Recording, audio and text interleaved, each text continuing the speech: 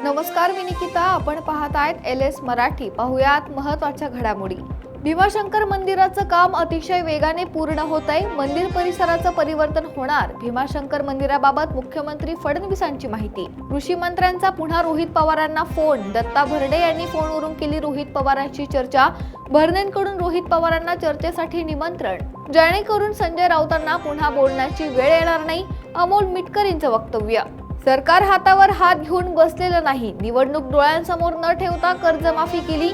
बळीराजाला आम्ही मदत करत आहोत. आशिष शेलारांचं वक्तव्य.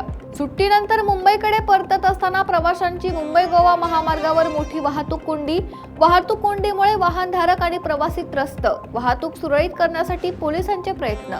मालेगावच्या मनमाडमध्ये रस्त्यावर दुचाकीस्वाराला वाचवण्याच्या प्रयत्नात इंधन टँकरची रिक्षाला धडक. 4 जण जखमी. काही काळासाठी वाहतूक ठप्प. कोल्हापुरातील कळंबा तलावातील पाणीसाठ्याने तळ गाठला. ऐतिहासिक शाहूकालीन विहीर खुली.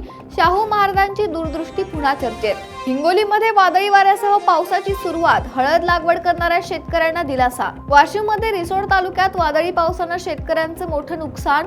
नुकसानग्रस्तांना मदत द्यावी, नागरिकांची मागणी. भंडारा जिल्ह्यात वादळी वाऱ्यासह पावसाची जोरदार हजेरी. शहरासह ग्रामीण भागात मध्यम तर कुठे जोरदार पाऊस.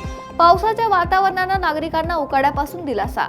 या होत्या महत्त्वाच्या घडामोडी. पाहत रहा LS मराठी.